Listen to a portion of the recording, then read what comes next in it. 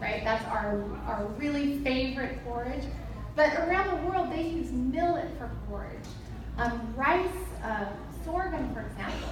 So you don't only have to use oats for porridge. You can use any whole grain. I have a recipe for a quinoa porridge, a brown rice porridge. So you can use a whole grain and cook it just like you would oatmeal, and then serve it that way. So this recipe calls for sorghum in a porridge, in a breakfast bowl. And you could start from scratch. I've already cooked the sorghum just to save some time, but you could start from scratch and cook it. You just boil it in water. You can even use a slow cooker. You can do this whole recipe in a slow cooker and wake up in the morning and it'll be ready. You can use an Instant Pot. How many of you are using Instant Pots? So this is a really good recipe in an Instant Pot too. Or you could just pre-cook your sorghum. If you had made all these recipes and you had some left over, you could start it that way. This is 3 cups of cooked sorghum. So I just put it in a pot. And then I've got some unsweetened soy milk here. You could use any plant-based milk you want. And if you wanted to use a little vanilla, you could use the vanilla. This is just plain unsweetened. That's what I recommend. So I'm going to add that to the breakfast bowl. And then, let's see. I'm missing my maple syrup. Normally I would have maple syrup in here. So just pretend that there's maple syrup in there. But you could use whatever sweetener you want. If you don't want sweetener, you don't have to. But just a tablespoon of maple syrup just kind of adds a nice little sweetness. And then I'm going to put cardamom in there. How many people love cardamom? It's just such a beautiful baking spice. So cardamom kind of adds that a little exotic sweet spice. So I'm going to just add a little bit of cardamom, about half a teaspoon. And I'm also going to add a little cinnamon. I love cinnamon in our breakfast cereal bowls. So I've got some cinnamon in here.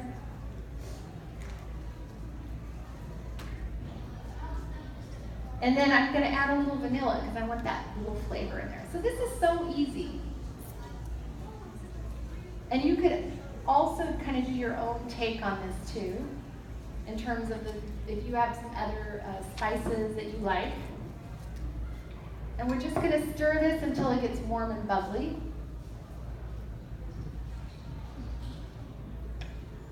So when you make something like this, you've got this really nice whole grain that you're having for breakfast, and I always recommend your grains to be in their intact form as much as possible. So when I mean intact, it would be that you can see, when you look at that sorghum, you can see that is the entire kernel of sorghum. When it was harvested from the plant, it was a seed on a grass plant that the farmer just took from the seed and dried it. That's all it is. If I turn that into flour, that would be a little bit more processed. So I try to recommend as much as possible to have your grains in their intact form, where you can actually see the whole kernel. So when you're eating brown rice, you see the whole kernel. When you're eating barley, you can see the whole grain. So having more of those rather than the refined, it has a lower glycemic index. You have all of the nutrients that are in the grain. When we're eating whole grains, you get the nutrients on the outer surface, which is the bran, plus you get the nutrients in the embryo of the grain as well. So you get all of the nutrients. When we refine our grains, we get just the starchy center part. So we want to have the whole thing. So as much as possible. So we're going to heat that up until it gets nice and bubbly. And then I'm going to be serving this whole grain sorghum breakfast bowl with raspberries, chia seeds. How many people are using chia seeds? You like them? They're very rich in protein, and they're high in omega-3 fats, which we know we need. So I'm a big fan. And then I'm going to add some pistachios. Pistachios are one of the nuts with a higher protein intake content. So the nuts that have the highest protein are pistachios, almonds, and then peanuts, which is technically a legume, but we put it in the nut category nutritionally. So this would be a really good source of protein. So by the time I add my chia, my pistachios, and my raspberries, I've got a balanced meal for breakfast. And this is something that you could, again, cook ahead of time and just warm up and then just top off. So when you're serving this is starting to get bubbly, but we'll just pretend that this is all nice and hot here. You'll just be putting it in your breakfast bowl. You can even put this in a mason jar to take to work, to have breakfast. Have you been doing that, putting your porridges in a mason jar? And then we're going to top it with some raspberries.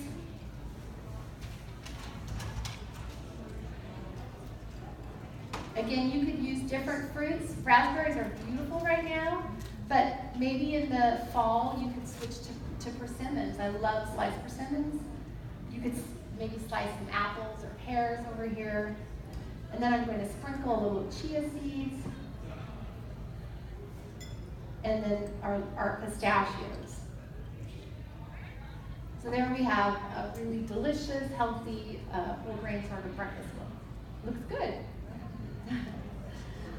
So now we have 3 healthy ways to use this whole grain sorghum. Just another whole grain that we can introduce into our diets to get more variety. We're not always eating the same grains that way.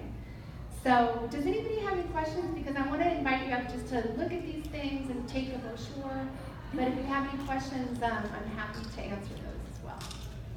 Do they have what is sorghum like in fiber and all that, along with oatmeal and That's a good question. I think it's a little bit lower than oats.